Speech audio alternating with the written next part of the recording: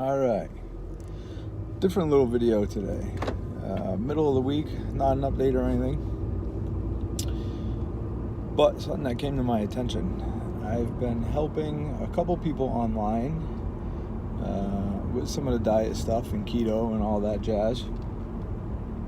I definitely do not take full credit, as I point them out to Dr. Berg's videos and Thomas DeLauer's videos, which is where I get a lot of my information from, as well as a little bit of Dave Palumbo, who got me into keto probably 10, 12 years ago.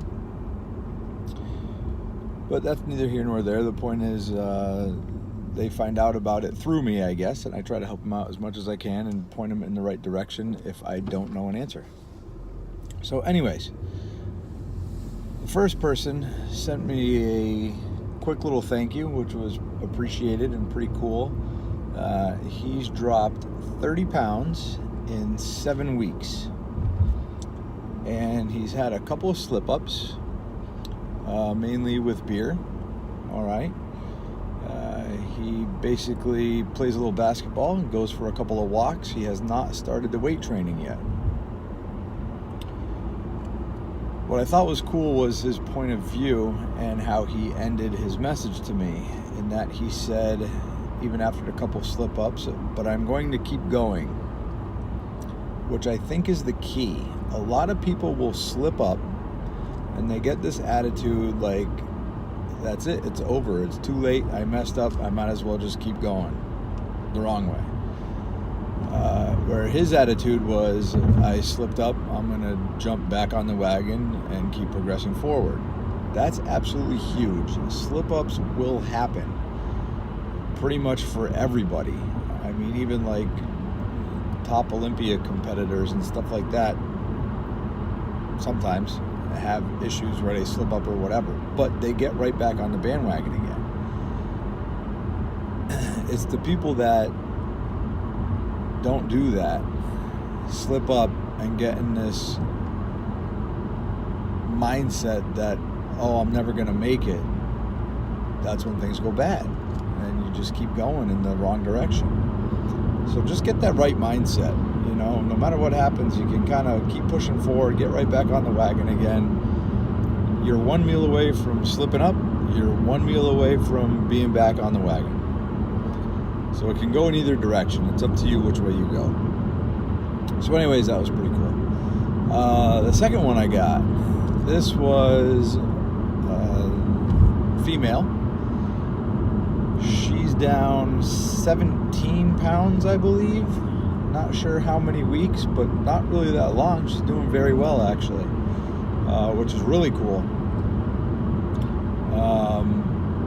Her adversity is she's getting a lot from other people saying that what she's doing isn't healthy and you have to throw carbs back in because you're not healthy.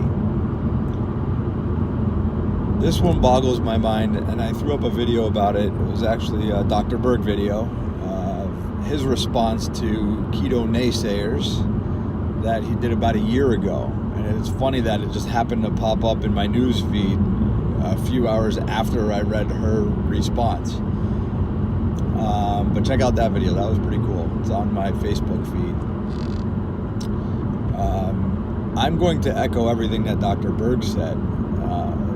You're going to be met with some criticism, and people just don't understand. First of all, a lot of doctors don't understand a ketogenic diet because they go for specialties and they have very, very limited training as far as any kind of nutrition goes. Not saying I'm an expert, but I've definitely done quite a bit of research, and everything that they tend to say you can look up and find out is kind of false.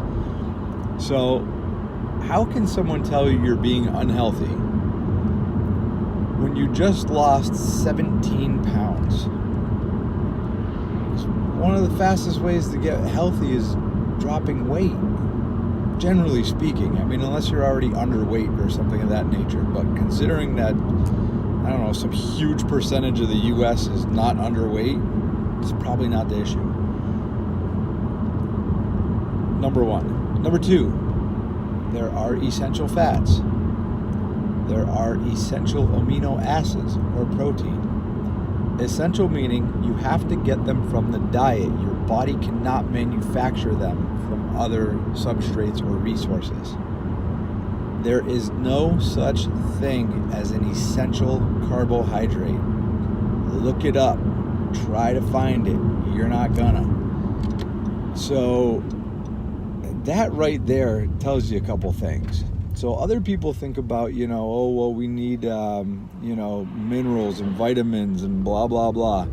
Yes, that's true. Eat some spinach. Have a salad. Maybe even throw in that quarter cup of berries. That's one of the fruits that you can kind of get away with in very limited moderation. Take a multivitamin, whatever. You don't need pasta. And when people say you need carbohydrates, they're thinking vitamins and minerals.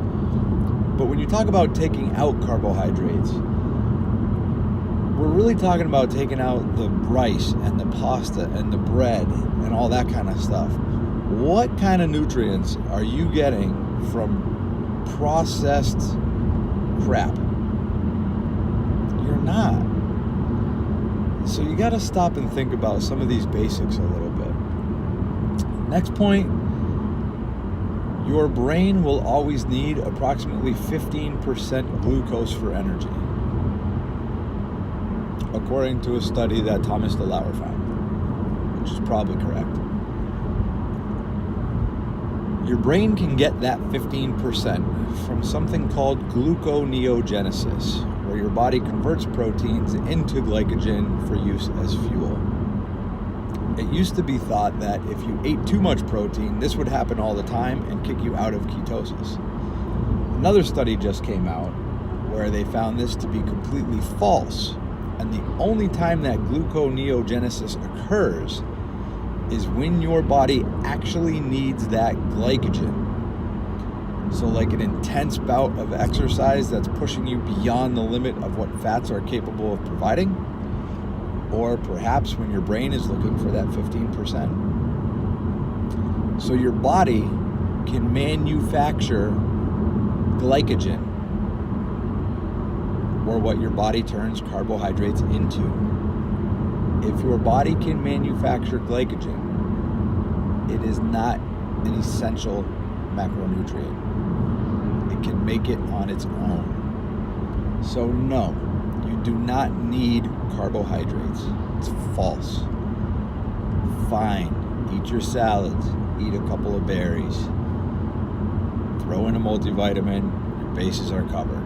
Stop worrying about it. What's gonna be healthier? Cramming in some pasta, some cupcakes, some muffins, some rice, or dropping 17, 27, 37 pounds? I can pretty much guarantee you that your doctor will be much happier in the long run, even if he doesn't understand how you do it or why you do it, if you're down 20, 30, 40 pounds in X amount of months. So that's just something to chew on a little bit. The other point I wanted to bring up about her situation is the people talking crap. You're going to run into a lot of negativity because a lot of people get jealous that you're doing something that they can't do. And that's just human nature. So I wouldn't really blame them or say it's their fault. It's just kind of how we're wired. You always want to see someone do good, and you say you want to see them do good, and still they start doing really, really well. And then you start doubting yourself, wondering why you can't do good. So what they must be doing has to be wrong in some way because it makes you feel better. So that's another thing that's kind of going on there. So don't let it frustrate you.